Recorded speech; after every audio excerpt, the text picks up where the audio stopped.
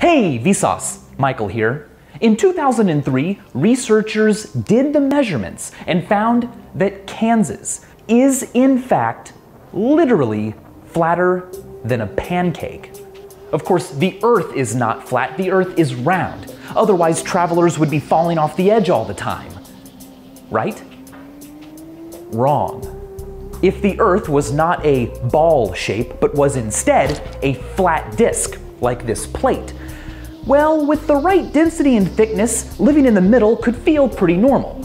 But as you moved toward the edge, gravity on a disk Earth would slightly skew, pushing at a greater and greater angle back toward the center. My friend Nick from Yeti Dynamics put together this great simulation. The person and buildings obviously aren't to scale, but check out how such increasingly diagonal gravity would work. Although this is a flat disk, it would feel to a runner headed toward the edge like they were fighting to climb up a steeper and steeper hill. The building foundations behind the runner reflect how you would have to build structures closer and closer to the edge so that people living in them always felt like down was at right angles to the floor, the way we feel it on our big round Earth. Now, as you approach the edge, things would get scary. Remember, this is a flat Earth, but it would feel like a sheer drop-off. What's really cool is that contrary to the don't fall off the edge fear, on a flat world, because of gravity, the scary risk would actually be falling away from the edge and rolling all the way back to the center. Once you stepped over the edge, instead of falling off into space, you'd be able to relax. It would be a nice, level place. This model, of course, neglects the fact that such a planet shape would be impossible. Anything as massive as the Earth, shaped like a flat disk, would, under its own gravity, naturally collapse back into a ball. This is why in outer space, everything more than a few hundred miles in diameter is round. Or so we've been told. What if gravity isn't real? What if the Earth is in fact flat and science has been wrong all along? It's a misconception that Christopher Columbus discovered that the Earth is round. Virtually every scholar and major religion in the West accepted Earth's rotundity since at least the time of the ancient Greeks, who, for instance, had noticed that boats disappear bottom first when sailing away, and as you walk north and south, stars pop into and out of view. The misconception that only a few hundred years ago lots and lots of people believed the Earth was flat likely began in the modern era as a sort of insult, well, your people recently thought the Earth was flat, so why should we believe you now? The smear was repeated and published so often it became accepted as historical fact. Flat earther became synonymous with anti-science. It might seem flat over short distances, but over longer ones, well, the Earth is pretty darn curvy. The Verrazano Narrows Bridge, connecting Staten Island and Brooklyn, had to be designed with Earth's roundness in mind. Its two towers, separated by 1,300 meters and perfectly vertical, are nonetheless 41 millimeters further apart at the top than at the bottom because of Earth's curvature. In the 3rd century BC, Eratosthenes measured the differences between shadows cast by poles in Syene and Alexandria to calculate, more than 2,000 years before rockets and space travel, the circumference of the entire globular Earth, with, for the time, impressive accuracy. Word got around that the Earth was a round shape after that. But in 1906, Wilbur Glenn Villava became head of a slightly bizarre religious sect that pretty much ran the city of Zion, Illinois. Villava believed that the Earth was actually flat, and he enforced flat Earth teachings in schools in Zion. He also enforced that belief on really anyone who entered the city. Villava believed not only that the Earth was flat, but that the sun was only a few thousand miles away from Earth, not 93 million. He also believed that the sun was only 32 miles across, not 860,000. He sounds crazy. Or does he? You see, the same phenomenon Eratosthenes measured could be explained by a flat Earth if the sun were only a few thousand miles away and 32 miles across. The math would work out the same.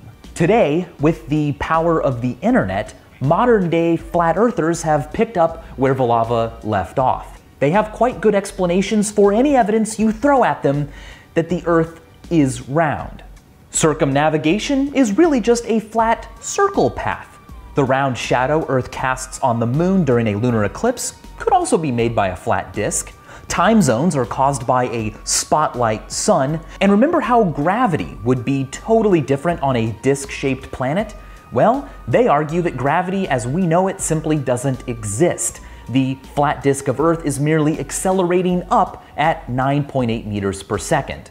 As for all of the photos and video evidence we now have that the Earth is round thanks to space exploration, well, all of that material is completely fabricated. A hoax perpetrated by Big Globe. Space agencies, airlines, globe manufacturers, they are reaping the rewards of our ignorant belief that the Earth is actually round. They know, of course, that it's flat, and they're hiding that truth from us. Is it merely a coincidence that the logo used by the Flat Earth Society is a projection of Earth centered on the North Pole and also happens to be the projection used by the United Nations? Are these people for real?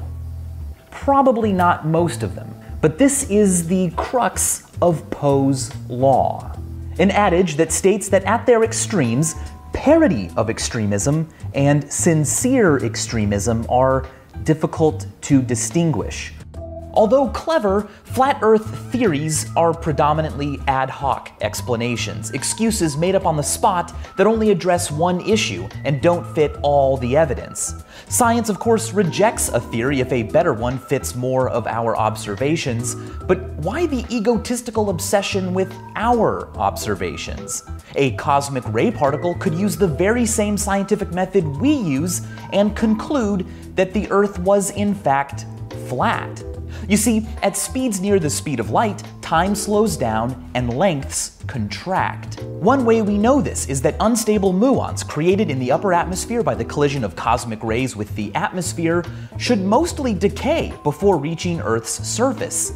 But yet, we detect a lot of them down here, because their crazy fast speed literally means that from our perspective, their physics runs according to a slower clock. And to them, the distance they have to cover to the surface during their short lives is, from their perspective, much, much shorter than it appears to us. If you were a cosmic ray proton traveling at 99.99999999991% the speed of light, Earth would appear to be only 17 meters thick in the direction you traveled. So Earth is flat to them, but round to us. It is ball-shaped to some observers and flat to others. There doesn't appear to be a single most correctest in all circumstances answer. Susan Hack compares knowledge to a crossword puzzle. New answers interweave with old ones. They all reinforce one another. The clues are the questions we ask, and the way the answers fall into a predetermined grid, well, that's our confidence that we're on the right track. But that doesn't mean that one day there will be a finished puzzle, a complete answer. Recall the New York Times' famous 1996 crossword puzzle that came out the day before the US election between Bill Clinton and Bob Dole. The clue for 39 across was pretty crazy. You seemed to need to be able to tell the future to answer it correctly. It simply said, lead story in tomorrow's newspaper, blank elected. Well, that blank could be Clinton or Bob Dole, and who's to say which one until tomorrow? There's no way to know. But as it turned out, the answer was Clinton or Bob Dole. No matter which you wrote in, all the other clues fit. For instance, a black Halloween animal could either be a cat or a bat. Our knowledge about the outside world might be the same. A puzzle with no answer key, just the reassurance that the answers we think we know fit together, so they're probably correct, though there's always the possibility that the answer to one clue or all of them will fundamentally not have a single definite satisfying answer. The puzzle may be playable forever. I like what Richard Feynman says about this. Some people say, how can you live without knowing? I do not know what they mean. I always live without knowing. That is easy. How you get to know is what I want to know. You know? And as always, thanks for watching.